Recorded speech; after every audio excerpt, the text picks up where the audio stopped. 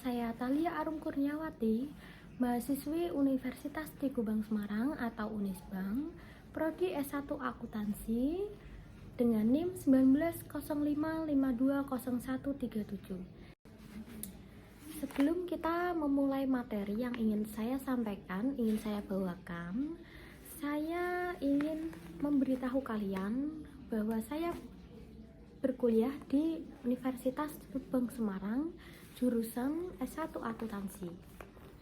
Di Unisbang sendiri terdapat banyak fakultas, yaitu Fakultas Ekonomi Bisnis, Fakultas Teknologi Informasi dan Industri, ada Fakultas Hukum dan Bahasa, dan lain sebagainya. Fakultas Ekonomi Bisnis sendiri sudah terakreditasi A semua dari jurusan akuntansi, manajemen, dan profesi pendidikan akuntansi.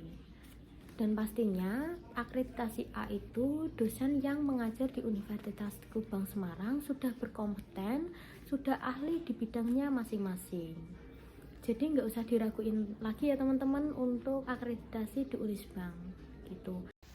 Nah, di sini saya akan membahas dua bab, yaitu yang pertama standar audit 560 untuk peristiwa kemudian.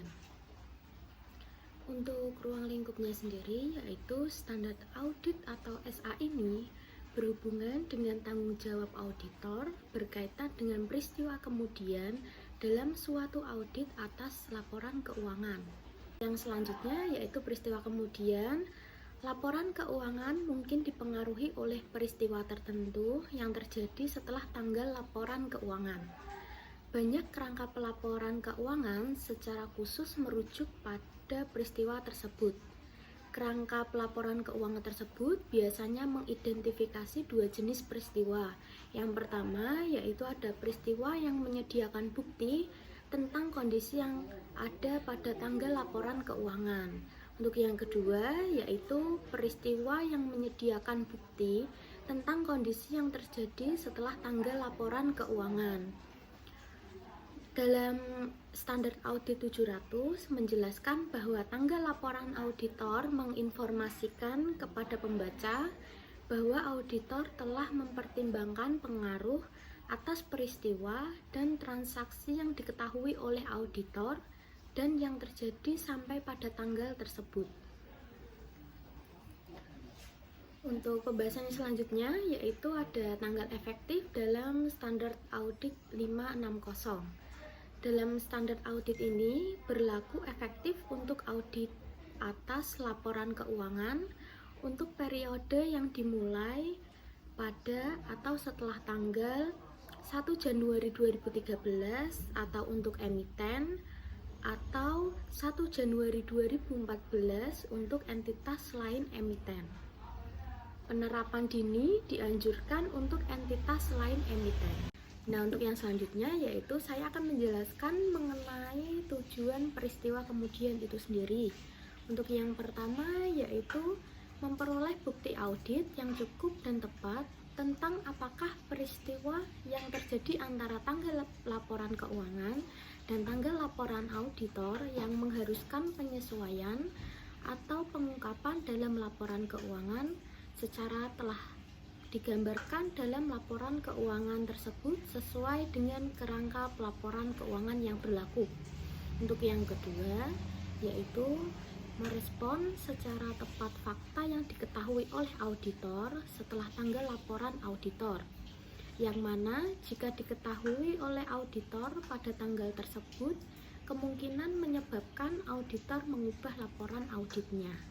Yang selanjutnya yaitu di sini kita akan membahas definisi yang terdapat dalam standar audit 560 peristiwa kemudian. Dan untuk yang pertama di sini kita akan membahas tanggal laporan keuangan. Tanggal laporan keuangan itu sendiri yaitu tanggal akhir dari periode terakhir yang dicakup oleh laporan keuangan.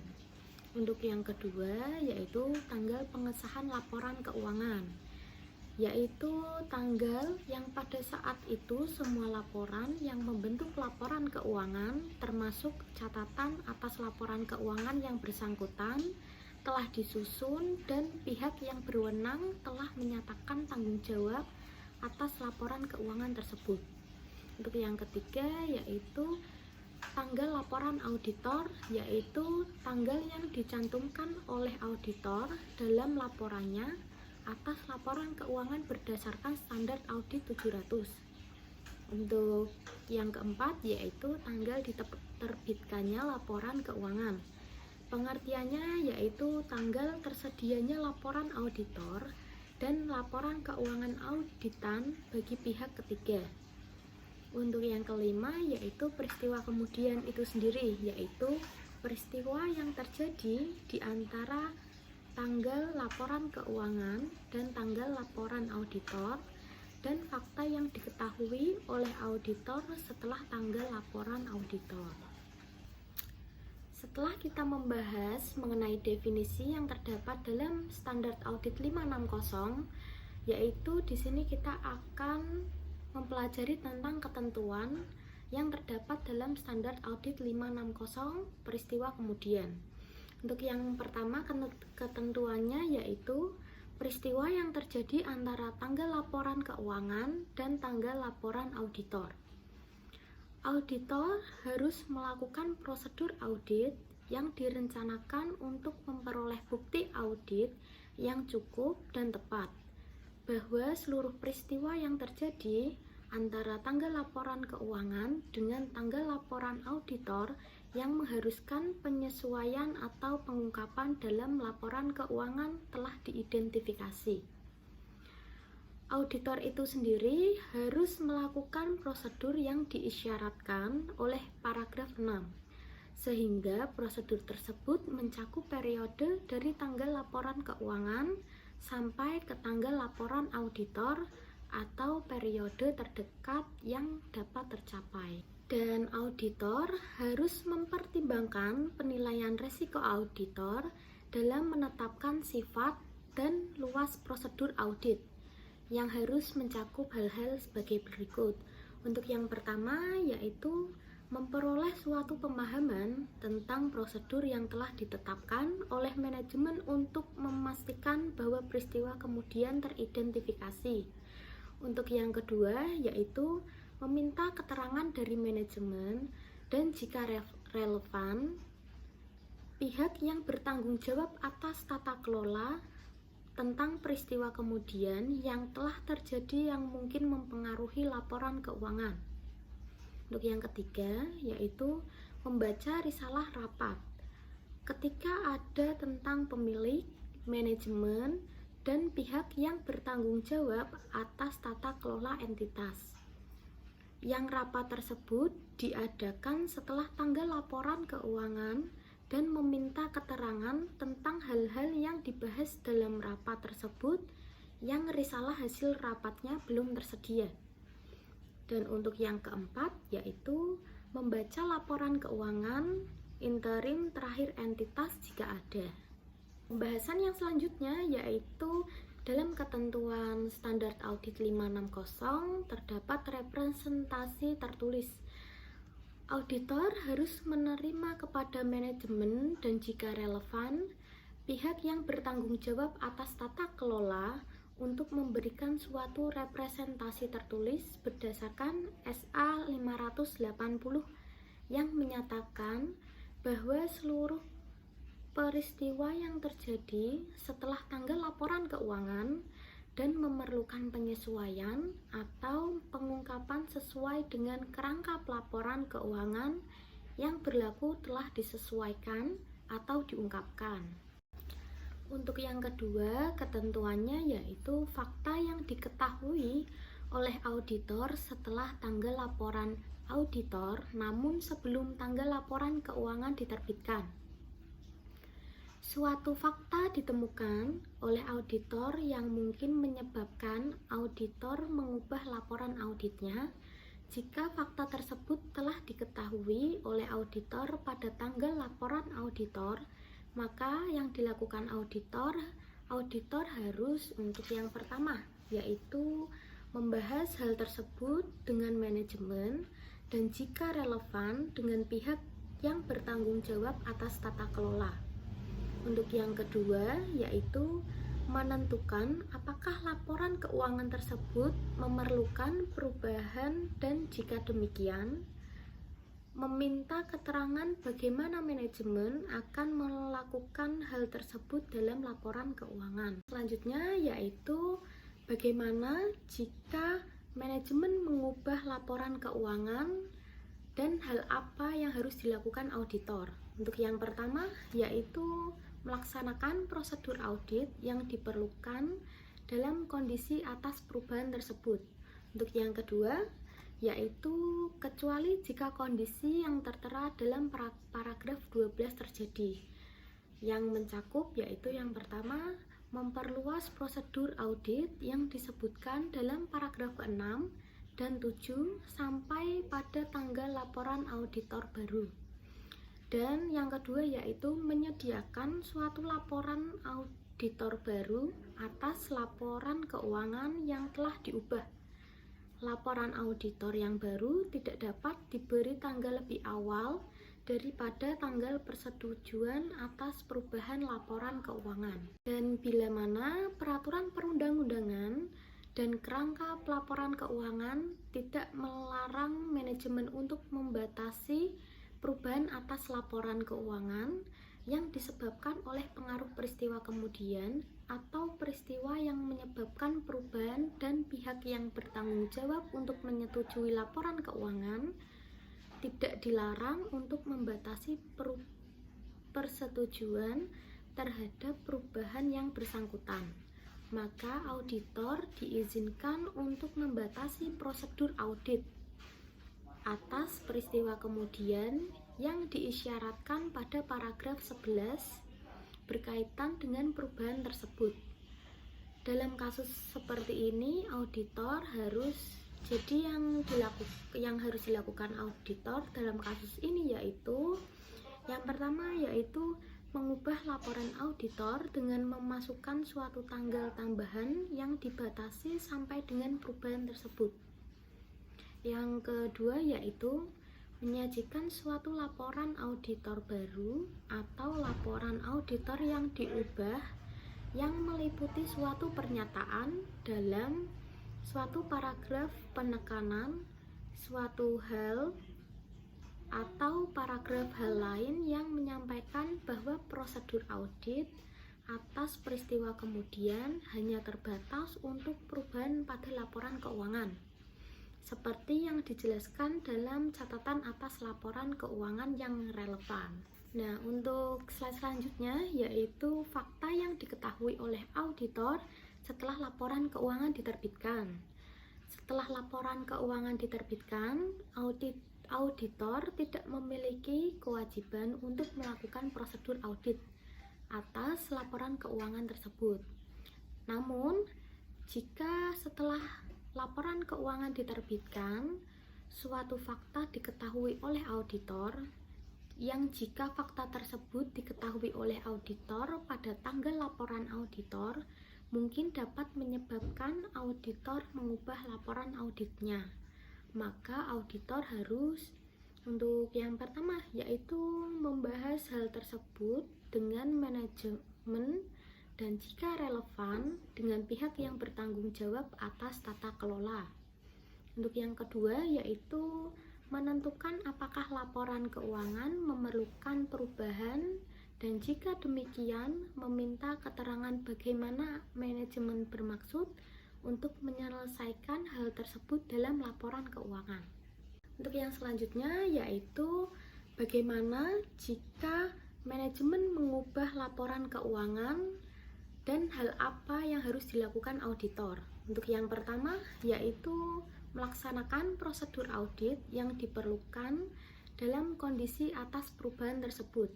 Untuk yang kedua yaitu kecuali jika kondisi yang tertera dalam paragraf 12 terjadi, yang mencakup yaitu yang pertama memperluas prosedur audit yang disebutkan dalam paragraf 6 dan 7 sampai pada tanggal laporan auditor baru.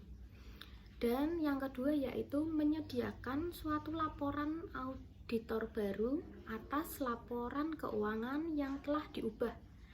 Laporan auditor yang baru tidak dapat diberi tanggal lebih awal daripada tanggal persetujuan atas perubahan laporan keuangan.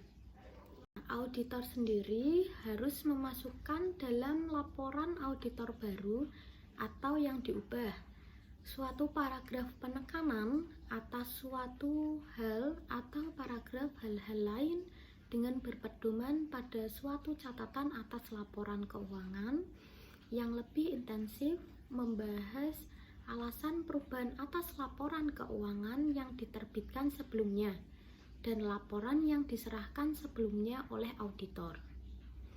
Jika manajemen tidak mengambil langkah-langkah yang diperlukan untuk memastikan bahwa setiap pihak yang menerima laporan keuangan yang diterbitkan sebelumnya sudah diberitahu tentang situasi tersebut dan juga tidak mengubah laporan keuangan dalam kondisi auditor yakin bahwa laporan keuangan tersebut perlu diubah. Auditor harus memberitahu manajemen dan kecuali jika semua pihak yang bertanggung jawab atas tata kelola terlibat dalam pengelolaan entitas. Pihak yang bertanggung jawab atas tata kelola bahwa auditor akan berusaha untuk mencegah pengguna meletakkan kepercayaan masa depan terhadap laporan tersebut. Nah, untuk yang selanjutnya yaitu materi penerapan dan penjelasan lain di standar audit 560 peristiwa kemudian. Untuk ruang lingkupnya yaitu ketika laporan keuangan auditan dimasukkan dalam dokumen lain setelah penerbitan laporan keuangan, auditor mungkin memiliki tanggung jawab tambahan yang berhubungan dengan peristiwa kemudian yang perlu dipertimbangkan oleh auditor, seperti ketentuan peraturan perundang-undangan yang melibatkan penawaran atas sekuritas untuk publik dalam yurisdiksi tempat ditawarkannya sekuritas tersebut. Dalam materi penerapan dan penjelasan lain di dalam standar audit 560 peristiwa kemudian terdapat tanggal pengesahan laporan keuangan. Dalam beberapa yurisdiksi, peraturan perundang-undangan mengidentifikasi individu-individu atau badan sebagai contoh manajemen atau pihak yang bertanggung jawab atas tata kelola yang bertanggung jawab untuk menyimpulkan bahwa semua pernyataan yang membentuk laporan keuangan termasuk di dalamnya catatan atas laporan keuangan yang terkait telah disusun dan telah menetapkan proses persetujuan yang diperlukan. Tanggal persetujuan laporan keuangan untuk tujuan standar audit ini adalah yaitu tanggal yang lebih awal yang pada saat itu pihak yang berwenang menentukan bahwa seluruh pernyataan yang membentuk laporan keuangan termasuk di dalamnya catatan yang terkait telah disusun dan pihak yang berwenang telah menyatakan bahwa mereka bertanggung jawab atas laporan keuangan tersebut. Yang kedua yaitu ada tanggal laporan auditor. Laporan auditor tidak dapat diberi tanggal lebih awal daripada tanggal yang pada saat itu auditor telah memperoleh bukti yang cukup dan tepat sebagai basis opini atas laporan keuangan, termasuk bukti bahwa semua laporan yang membentuk laporan keuangan termasuk di dalamnya catatan atas laporan keuangan yang terkait telah disusun dan pihak yang berwenang telah menyatakan bahwa mereka bertanggung jawab atas laporan keuangan tersebut. Sebagai konsekuensinya, yaitu tanggal laporan auditor tidak dapat lebih awal dari tanggal pengesahan atas laporan keuangan seperti yang didefinisikan pada paragraf 5B. Yang ketiga yaitu tanggal penerbitan laporan keuangan. Tanggal penerbitan laporan keuangan pada umumnya bergantung pada peraturan yang berlaku dalam lingkungan yang menjadi tempat berusaha entitas. Dalam beberapa kondisi, tanggal penerbitan laporan keuangan mungkin merupakan tanggal pada saat laporan keuangan diserahkan kepada badan pengatur, karena laporan keuangan auditan tidak dapat diterbitkan tanpa laporan auditor.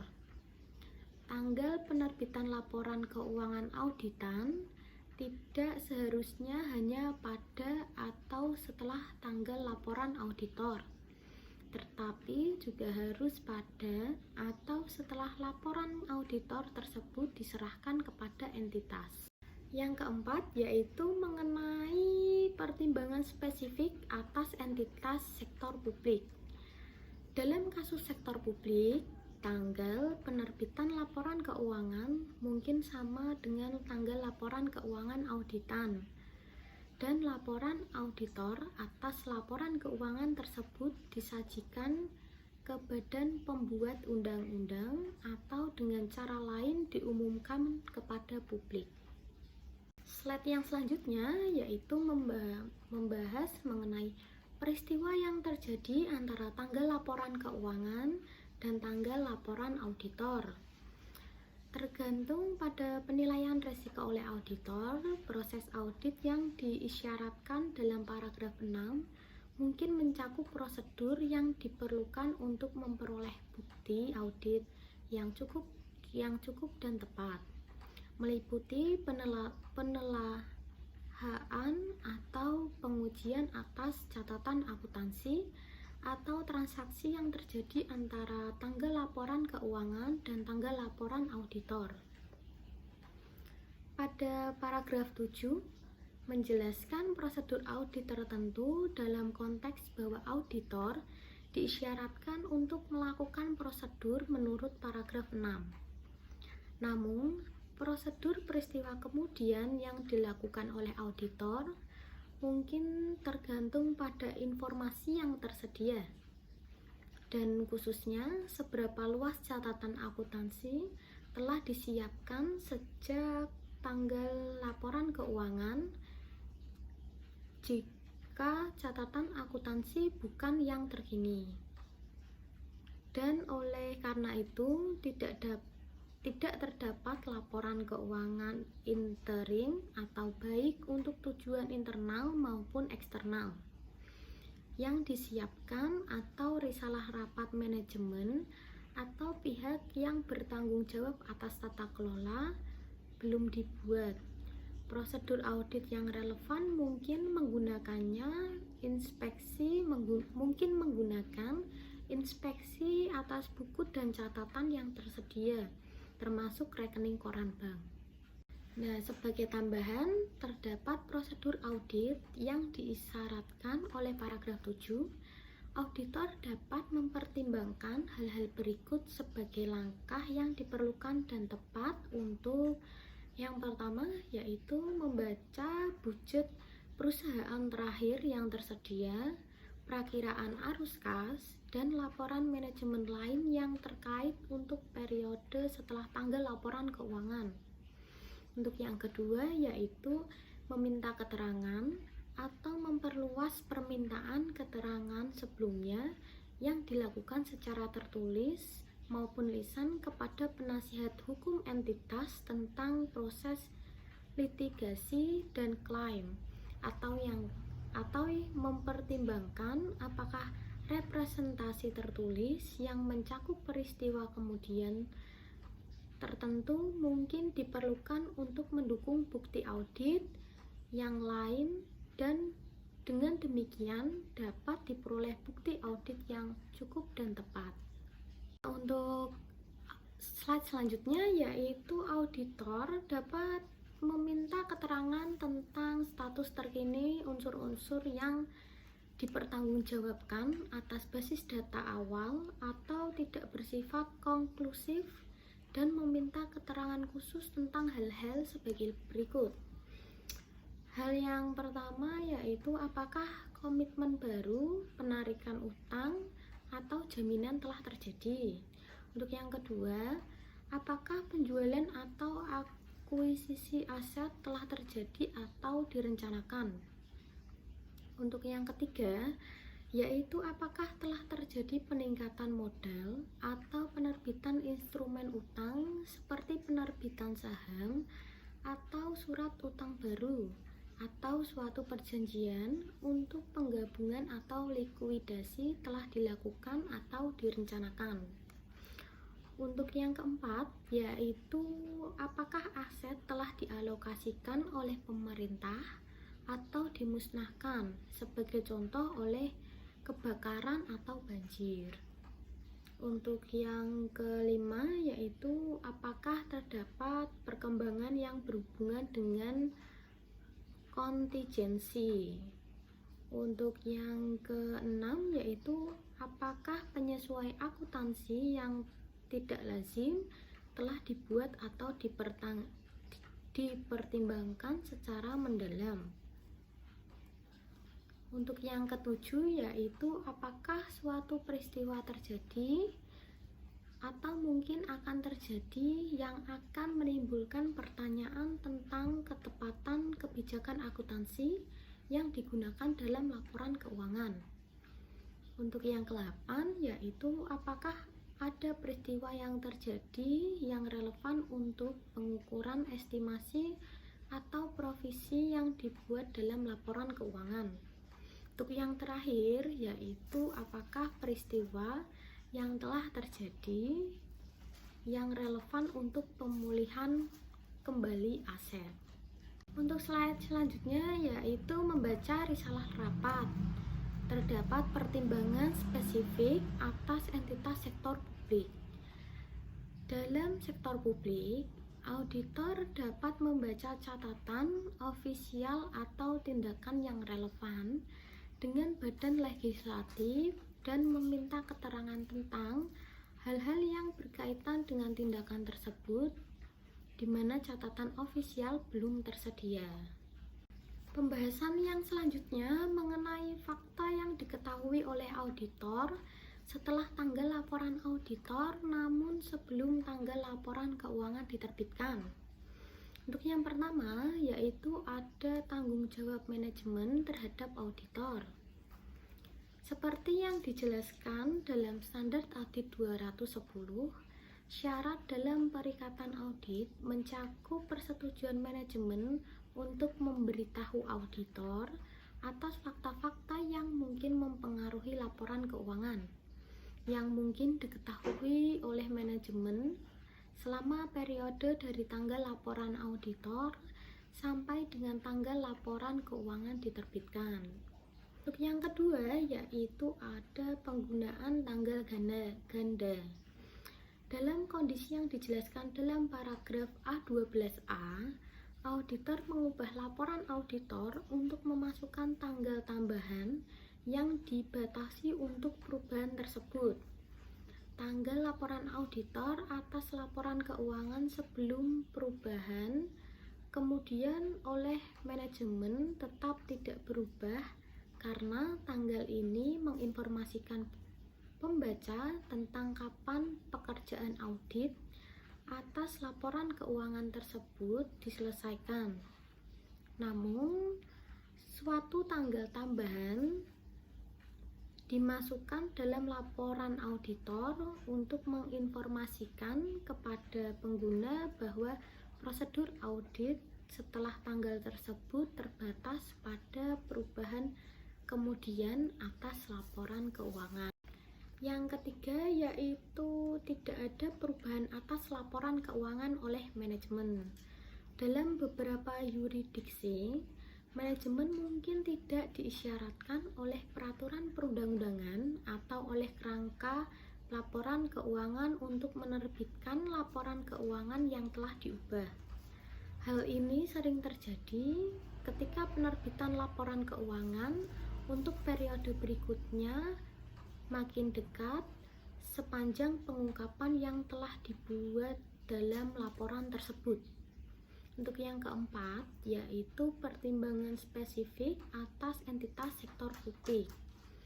Dalam sektor publik, tindakan yang diambil yang sesuai dengan paragraf 13 Ketika manajemen tidak mengubah laporan keuangan, dapat mencakup laporan secara terpisah untuk badan pembuat undang-undang atau badan lain yang relevan dalam hierarki laporan tentang implikasi peristiwa kemudian terhadap laporan keuangan dan laporan auditor.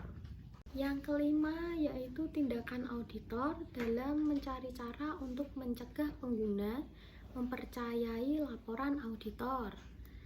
Auditor mungkin perlu memenuhi kewajiban hukum tambahan pada waktu auditor telah memberitahu manajemen untuk tidak menerbitkan laporan keuangan dan manajemen telah menyetujui permintaan tersebut.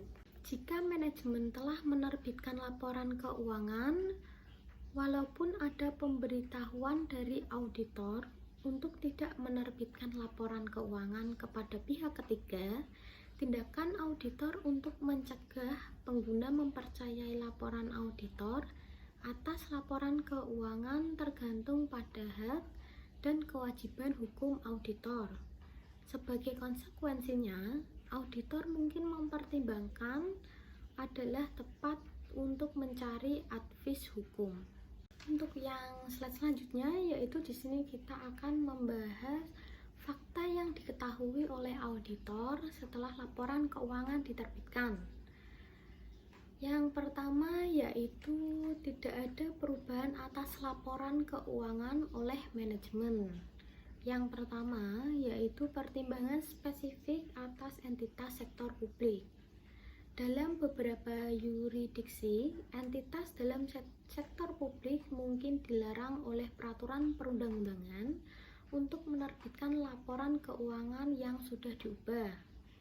Dalam kondisi tersebut, tindakan yang tepat bagi auditor adalah untuk melaporkan hal tersebut kepada badan statutori yang tepat. Untuk yang kedua yaitu ada tindakan auditor dalam mencari cara untuk mencegah pengguna mempercayai laporan auditor. Ketika auditor yakin bahwa manajemen atau pihak yang bertanggung jawab atas tata kelola telah gagal untuk mengambil langkah-langkah yang perlu untuk mencegah pengguna mempercayai laporan auditor atas laporan keuangan yang sebelumnya diterbitkan oleh perusahaan, walaupun ada pemberitahuan sebelumnya dari auditor bahwa auditor akan mengambil tindakan dalam mencari cara untuk mencegah pengguna mempercayai laporan tersebut.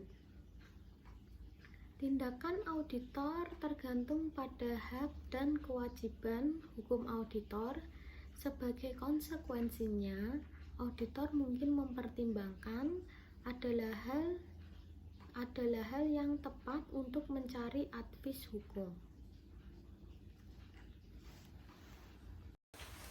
Nah, untuk materi yang kedua ini kita akan membahas mengenai standar audit 570 kelangsungan usaha.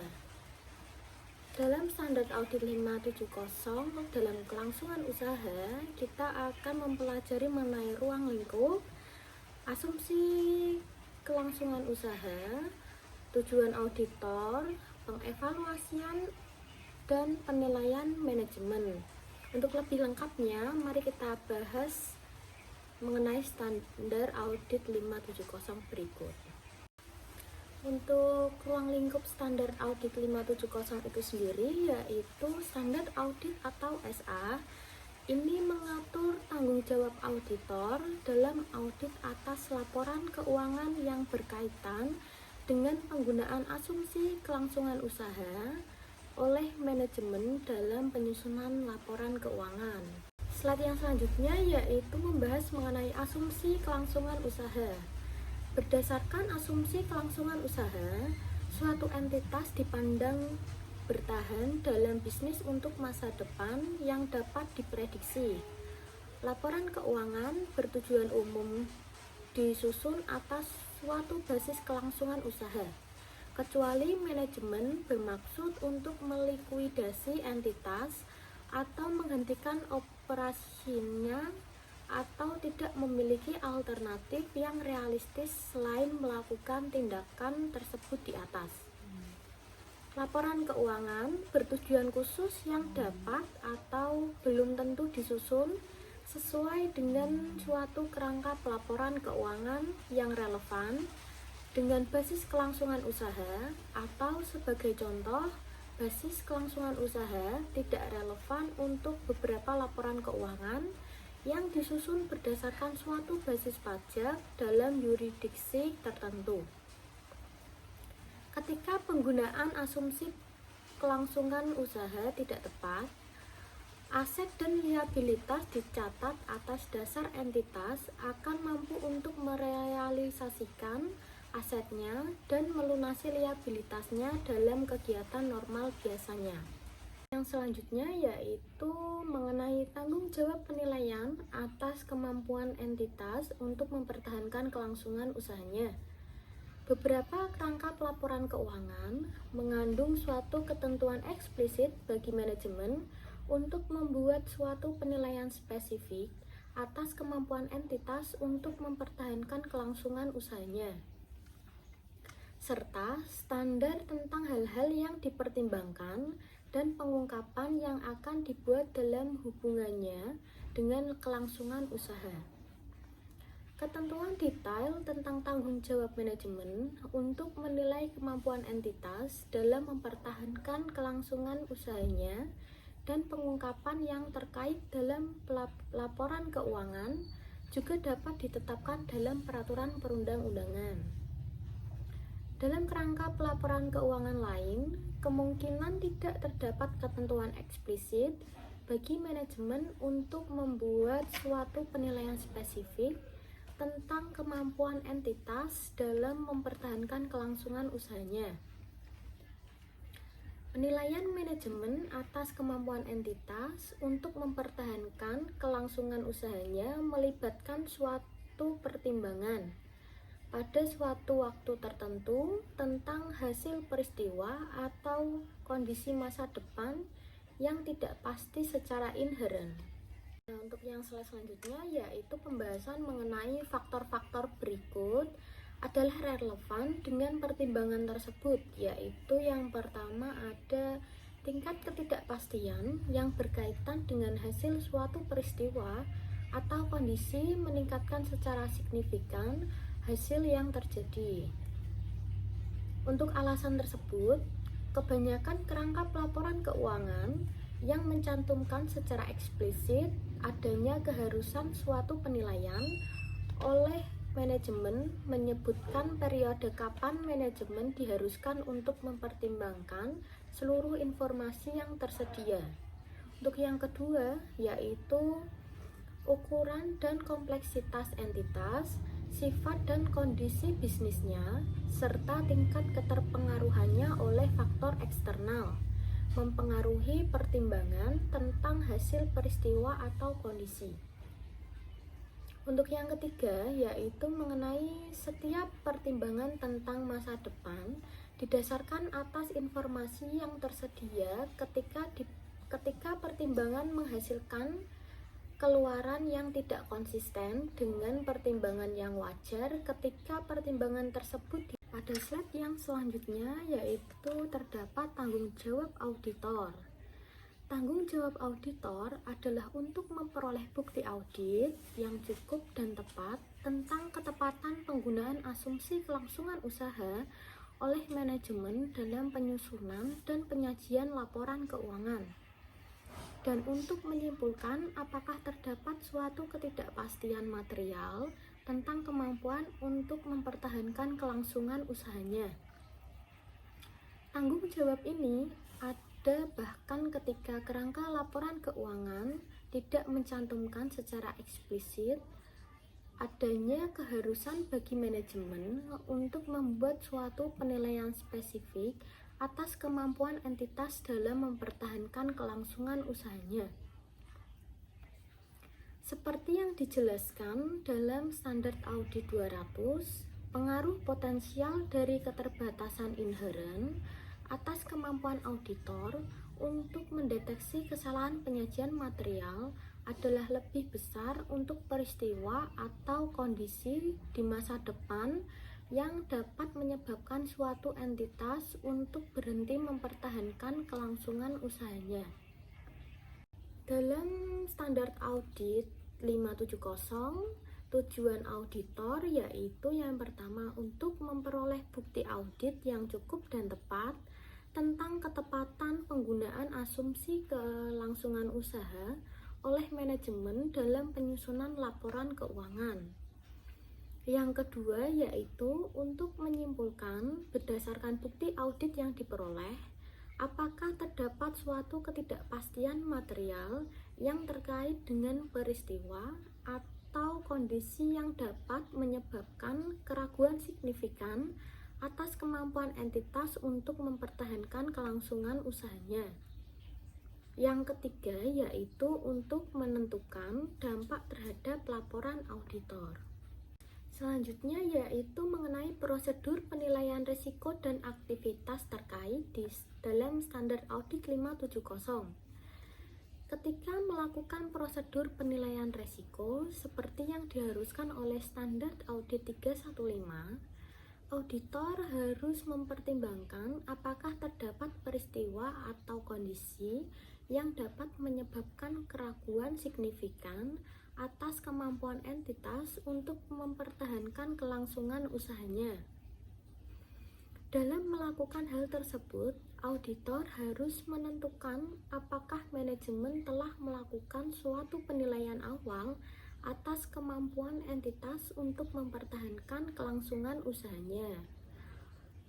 Dan jika penilaian tersebut telah dilakukan, maka auditor harus mendiskusikan penilaian tersebut dengan manajemen dan menentukan apakah manajemen telah mengidentifikasi peristiwa atau kondisi yang baik secara individual maupun secara kolektif dapat menyebabkan keraguan signifikan atas kemampuan entitas dalam mempertahankan kelangsungan usahanya.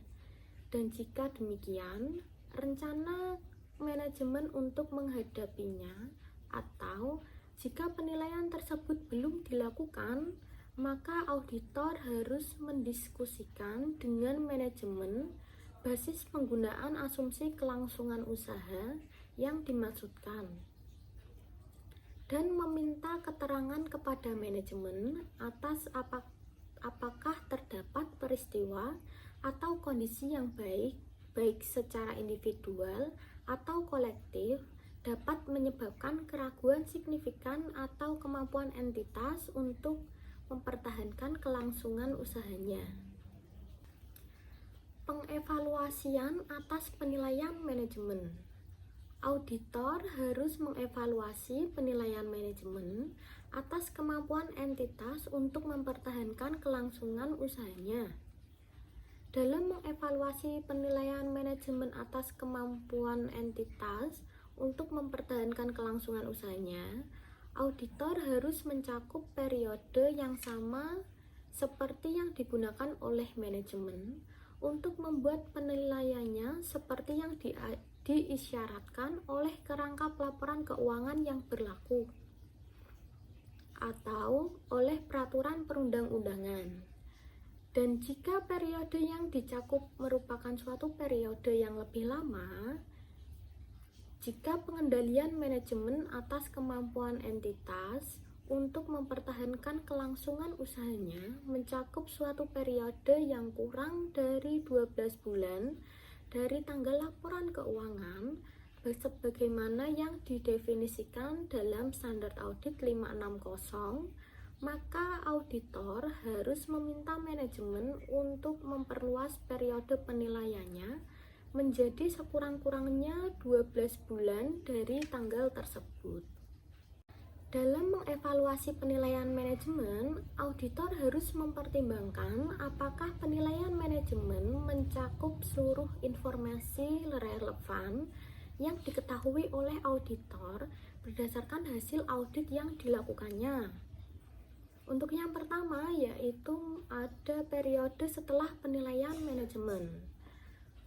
Auditor harus menanyakan kepada manajemen tentang pengetahuan manajemen atas peristiwa atau kondisi setelah periode penilaian manajemen yang dapat menyebabkan keraguan signifikan atas kemampuan entitas untuk mempertahankan kelangsungan usahanya. Nah, untuk slide yang ini yaitu mengenai prosedur audit tambahan ketika peristiwa atau kondisi teridentifikasi. Ketika peristiwa atau kondisi telah diidentifikasi yang dapat menyebabkan keraguan signifikan atas kemampuan entitas untuk mempertahankan kelangsungan usahanya, auditor harus memperoleh bukti audit yang cukup dan tepat untuk menentukan apakah terdapat suatu ketidakpastian material melalui pelaksanaan prosedur audit tambahan, termasuk pertimbangan atas faktor-faktor yang memitigasi. Prosedur tersebut mencakup yang pertama adalah jika manajemen belum melakukan suatu penilaian atas kemampuan entitas untuk mempertahankan kelangsungan usahanya, maka auditor diminta manajemen untuk melakukan penilaian tersebut. Untuk yang kedua, yaitu mengevaluasi rencana manajemen atas tindakan di masa depan yang berkaitan dengan penilaian kelangsungan usaha entitas. Apakah hasil rencana tersebut kemungkinan memperbaiki situasi dan apakah rencana manajemen layak dilaksanakan sesuai dengan kondisinya.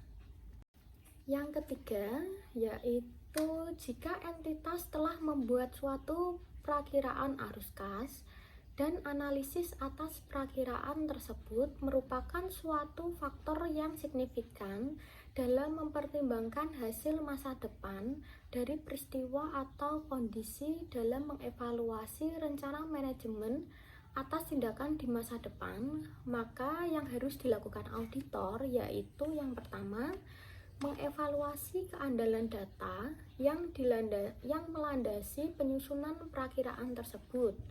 Yang kedua yaitu menentukan apakah terdapat dukungan yang cukup untuk asumsi yang melandasi perakiraan tersebut. Untuk yang keempat yaitu mempertimbangkan apakah setiap fakta atau informasi tambahan telah tersedia sejak tanggal dilakukannya penilaian tersebut oleh manajemen. Untuk yang kelima yaitu meminta representasi tertulis dari manajemen dan jika relevan pihak yang bertanggung jawab atas tata kelola tentang rencana mereka untuk tindakan di masa depan dan kelayakan rencana tersebut. Kesimpulan audit dan pelaporan.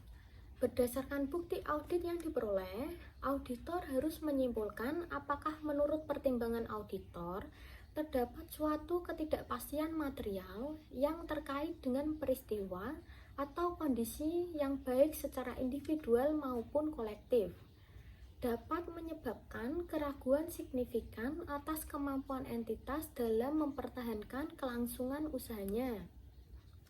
Suatu ketidakpastian material terjadi ketika signifikansi dapat potensialnya dan kemungkinan terjadinya adalah sedemikian rupa yang menurut pertimbangan auditor, pengungkapan yang tepat atas sifat dan implikasi ketidakpastian tersebut diperlukan untuk yang pertama, yaitu dalam hal kerangka penyajian laporan keuangan wajar, penyajian yang wajar atas laporan keuangan. Yang kedua, yaitu dalam hal kerangka kepatuhan laporan keuangan tidak menyesatkan. Nah, untuk yang selanjutnya yaitu pembahasan mengenai penggunaan asumsi kelangsungan usaha sudah tepat, tetapi terdapat suatu ketidakpastian material. Jika auditor menyimpulkan bahwa penggunaan asumsi kelangsungan usaha sudah tidak tepat sesuai dengan kondisinya, terdapat suatu ketidakpastian material, maka auditor harus menentukan apakah laporan keuangan Yang pertama yaitu menjelaskan secara memadai peristiwa atau kondisi utama yang dapat menyebabkan keraguan signifikan atas kemampuan entitas untuk mempertahankan kelangsungan usahanya dan rencana manajemen untuk menghadapi peristiwa dan kondisi tersebut. Untuk yang kedua, yaitu mengungkapkan secara jelas bahwa terdapat ketidakpastian material yang terkait dengan peristiwa atau kondisi yang dapat menyebabkan keraguan signifikan atas kemampuan entitas untuk mempertahankan kelangsungan usaha, dan oleh karena itu entitas tersebut kemungkinan tidak mampu untuk merealisasikan asetnya, melunasi liabilitasnya dalam kegiatan bisnis normal. Selanjutnya yaitu jika pengungkapan yang memadai dicantumkan dalam laporan keuangan, maka auditor harus menyatakan suatu opini tanpa modifikasian dan mencantumkan suatu paragraf penekanan suatu hal dalam laporan auditor. Untuk yang pertama yaitu menekankan keberadaan suatu ketidakpastian material yang berkaitan dengan peristiwa atau kondisi yang dapat menyebabkan keraguan signifikan atas kemampuan entitas untuk mempertahankan kelangsungan usahanya. Untuk yang kedua yaitu mengarahkan perhatian pada catatan atas laporan keuangan yang mengungkapkan hal-hal yang dirujuk dalam paragraf. Jika pengungkapan yang memadai tidak dicantumkan dalam laporan keuangan, maka auditor harus menyatakan suatu opini wajar dengan pengecualian atau opini tidak wajar sesuai dengan kondisinya. Berdasarkan standar audit 705, auditor harus menyatakan dalam laporan auditor bahwa terdapat suatu ketidakpastian material yang dapat menyebabkan keraguan signifikan atas kemampuan entitas untuk mempertahankan kelangsungan usahanya. Untuk yang selanjutnya yaitu penggunaan asumsi kelangsungan usaha yang tidak tepat. Jika laporan keuangan telah disusun berdasarkan suatu basis kelangsungan usaha, tetapi menurut pertimbangan auditor, penggunaan asumsi kelangsungan usaha dalam laporan keuangan oleh manajemen adalah tidak tepat, maka auditor harus menyatakan suatu opini tidak wajar. Keengganan manajemen untuk membuat atau memperluas penilaiannya. Jika manajemen tidak mau membuat atau memperluas penilaiannya, bila diminta untuk melakukan hal itu oleh auditor, maka auditor harus mempertimbangkan implikasinya terhadap laporan auditor. Untuk materi yang selanjutnya yaitu mengenai komunikasi dengan pihak yang bertanggung jawab atas tata kelola. Kecuali jika semua pihak yang bertanggung jawab atas tata kelola tersebut dalam pengelolaan entitas, auditor harus mengkomunikasikan dengan pihak yang bertanggung jawab atas tata kelola peristiwa atau kondisi yang mungkin menimbulkan keraguan signifikan terhadap kemampuan entitas dalam mempertahankan kelangsungan usahanya. Komunikasi seperti itu dengan pihak yang bertanggung jawab atas tata kelola harus meliputi hal-hal berikut. Untuk yang pertama yaitu ada apakah peristiwa atau kondisi merupakan suatu ketidakpastian material. Yang kedua yaitu apakah penggunaan asumsi kelangsungan usaha sudah tepat dalam penyusunan dan penyajian laporan keuangan. Dan untuk yang ketiga yaitu kecukupan pengungkapan terkait dalam laporan keuangan. Penundaan signifikan dalam persetujuan atas laporan keuangan. Jika terjadi penundaan signifikan dalam persetujuan atas laporan keuangan oleh manajemen atau pihak yang bertanggung jawab atas tata kelola setelah tanggal laporan keuangan, maka auditor harus menanyakan alasan penundaan tersebut. Jika auditor meyakini bahwa penundaan tersebut mungkin terkait dengan peristiwa atau kondisi yang berkaitan dengan penilaian kelangsungan usaha, maka auditor harus melakukan prosedur audit tambahan seperti yang dijelaskan dalam paragraf 16, serta mempertimbangkan pengaruhnya terhadap kesimpulan auditor tentang keberadaan suatu ketidakpastian material. Selanjutnya adalah materi penerapan dan penjelasan lain di dalam standar audit 507 kelangsungan usaha. Yang pertama yaitu asumsi kelangsungan usaha. Poin pertama, pertimbangan spesifik atas entitas sektor publik. Penggunaan asumsi kelangsungan usaha oleh manajemen juga relevan bagi entitas sektor publik. Peristiwa atau kondisi dapat menyebabkan keraguan signifikan atas kemampuan suatu entitas untuk mempertahankan kelangsungan usahanya. Dalam sektor publik dapat mencakup situasi yang di dalamnya entitas sektor publik mengalami kekurangan pendanaan untuk melanjutkan eksistensinya, atau ketika keputusan kebijakan dibuat yang mempengaruhi layanan yang disediakan oleh entitas sektor publik tersebut. Prosedur penilaian risiko dan aktivitas terkait. Penilaian atau kondisi yang dapat menyebabkan keraguan tentang asumsi kelangsungan usaha. Di bawah ini disajikan contoh-contoh peristiwa atau kondisi yang baik secara individual maupun secara kolektif dapat menyebabkan keraguan signifikan tentang asumsi kelangsungan usaha, dan unsur-unsur di bawah ini tidak selalu menandakan terjadinya suatu ketidakpastian material. Untuk di keuangan, yaitu yang pertama ada posisi liabilitas bersih atau liabilitas lancar bersih. Untuk yang kedua, pinjaman dengan waktu pengembalian tetap mendekati jatuh temponya tanpa prospek yang realistis atas pembaruan atau pelunasan, atau pengandalan yang berlebihan pada pinjaman jangka pendek untuk mendanai aset jangka panjang. Yang ketiga yaitu indikasi penarikan dukungan keuangan oleh kreditor. Yang keempat, arus kas operasi yang negatif yang diindikasikan oleh laporan keuangan historis atau prospektif. Yang kelima yaitu rasio keuangan utama yang buruk.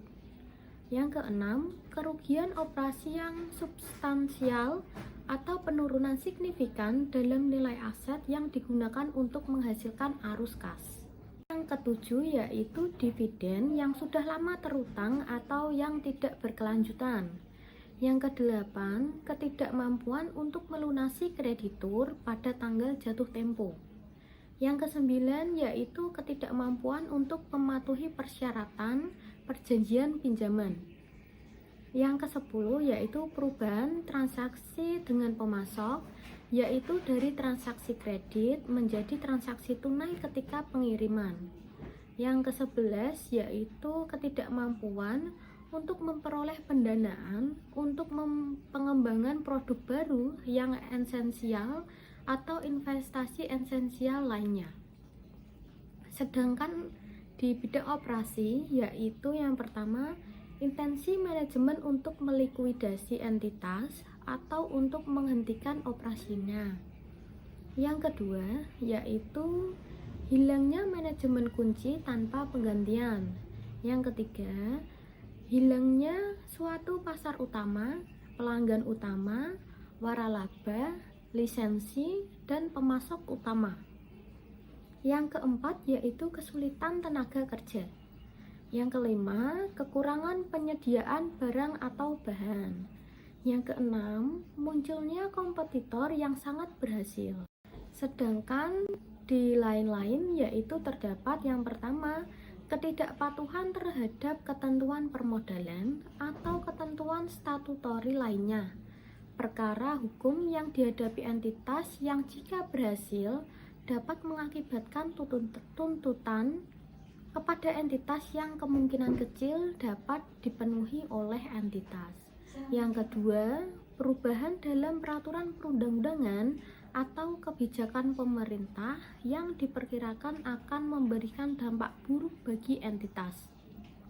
Yang ketiga, yaitu kerusakan aset yang diakibatkan oleh bencana alam yang tidak diasuransikan atau kurang diasuransikan. Untuk asumsi kelangsungan usaha yang kedua yaitu pertimbangan spesifik bagi entitas yang lebih kecil. Ukuran suatu entitas dapat mempengaruhi kemampuannya untuk melewati kondisi buruk. Entitas kecil mungkin dapat merespon dengan cepat terhadap pemanfaatan peluang, tetapi mungkin tidak memiliki sumber daya yang cukup untuk mempertahankan operasinya. Kondisi dengan relevansi tertentu yang ada pada entitas kecil mencakup resiko bahwa bank dan kreditur lainnya dapat menghentikan dukungannya terhadap entitas, serta kemungkinan kehilangan pemasok utama, pelanggan utama, karyawan kunci, atau hak untuk beroperasi di bawah suatu lisensi, waralaba, atau perjanjian hukum lainnya. Yang ketiga, yaitu tetap waspada selama audit untuk bukti audit tentang peristiwa atau kondisi. Dalam standar audit 315 mengharuskan auditor untuk merevisi penilaian risiko auditor dan oleh karena itu memodifikasi prosedur audit lebih lanjut ketika bukti audit tambahan diperoleh selama pelaksanaan audit yang mempengaruhi penilaian risiko auditor. Yang selanjutnya yaitu pengevaluasian atas penilaian manajemen dibagi menjadi 3. Yang pertama yaitu penilaian dan analisis pendukung manajemen serta pengevaluasian auditor. Yang kedua, periode penilaian manajemen. Yang ketiga, pertimbangan spesifik bagi entitas yang lebih kecil. Periode setelah penilaian manajemen. Seperti yang diharuskan dalam paragraf 11, auditor tetap waspada terhadap kemungkinan adanya peristiwa yang diketahui, baik yang terjadwal maupun yang tidak terjadwal, atau kondisi yang akan terjadi setelah periode penilaian yang digunakan oleh manajemen yang dapat menimbulkan pertanyaan tentang ketepatan penggunaan asumsi kelangsungan usaha oleh manajemen dalam penyusunan laporan keuangan. Jika manajemen untuk mengevaluasi signifikan potensial dari peristiwa atau kondisi tersebut bersehubungan dengan penilaian manajemen atas kemampuan entitas untuk mempertahankan kelangsungan usahanya. Dalam kondisi tersebut, prosedur dalam paragraf 16 berlaku. Selain menanyakan kepada manajemen, auditor tidak memiliki tanggung jawab untuk melakukan prosedur audit lainnya untuk mengidentifikasi peristiwa atau kondisi yang dapat menyebabkan keraguan signifikan atas kemampuan entitas untuk mempertahankan kelangsungan usahanya setelah periode yang dinilai oleh manajemen, yang sebagaimana dibahas dalam paragraf 13 mencakup sekurang-kurangnya 12 bulan sejak tanggal laporan keuangan. Selanjutnya yaitu mengenai prosedur audit tambahan ketika peristiwa atau kondisi teridentifikasi. Yang pertama yaitu prosedur audit yang relevan dengan ketentuan dalam paragraf 16 dapat mencakup hal-hal sebagai berikut. Yang pertama yaitu menganalisis dan membahas arus kas, laba, dan perakiraan relevan lainnya dengan manajemen. Yang kedua, menganalisis dan membahas laporan keuangan internim terakhir entitas yang tersedia. Yang ketiga yaitu membaca persyaratan perjanjian pinjaman dan menentukan apakah terdapat pelanggaran persyaratan tersebut. Yang keempat yaitu membaca risalah rapat pemegang saham pihak yang bertanggung jawab atas tata kelola dan komite-komite yang relevan untuk mengetahui adanya kesulitan pendanaan. Yang kelima yaitu menanyakan penasihat hukum entitas tentang keberadaan litigasi dan klaim serta kewajaran penilaian oleh manajemen tentang hasil dan estimasi dampak keuangan dari litigasi dan klaim tersebut. Itu yang keenam yaitu mengkonfirmasi keberadaan, legalitas, dan mampu penegakan dari peraturan untuk menyediakan atau memelihara dukungan keuangan dari pihak berelasi dan pihak ketiga, serta menilai kemampuan keuangan dari pihak-pihak tersebut dalam menyediakan dan tambahan. Yang ketujuh yaitu mengevaluasi rencana entitas untuk menghadapi pesanan pelanggan yang tidak dapat dipenuhi. Yang kedelapan, menentukan prosedur audit atas peristiwa yang terjadi setelah tanggal pelaporan untuk mengidentifikasi peristiwa-peristiwa yang memitigasi atau mempengaruhi kemampuan entitas untuk mempertahankan kelangsungan usahanya. Yang kesembilan yaitu mengkonfirmasi ekstensi, persyaratan, dan kecukupan fasilitas pinjaman. Yang kesepuluh, memperoleh dan mereview laporan-laporan tentang tindakan badan pengatur. Dan yang terakhir yaitu menentukan kecukupan bukti pendukung atas penghapusan aset yang direncanakan. Kesimpulan audit dan laporan. Frasa ketidakpastian material digunakan dalam Standar Akuntansi Keuangan Nomor 1 atau Revisi 2009, penyajian laporan keuangan dalam membahas ketidakpastian yang terkait dengan peristiwa atau kondisi yang dapat menyebabkan keraguan signifikan atas kemampuan entitas untuk mempertahankan kelangsungan usahanya yang harus diungkapkan dalam laporan keuangan. Dalam beberapa kerangka pelaporan keuangan yang lain, frasa ketidakpastian signifikan digunakan dalam kondisi yang serupa. Penggunaan asumsi kelangsungan usaha sudah tepat, tetapi terdapat suatu ketidakpastian material. Ada 3, yaitu yang pertama kecukupan pengungkapan ketidakpastian material, yang kedua pelaporan audit ketika pengungkapan ketidakpastian material sudah memadai.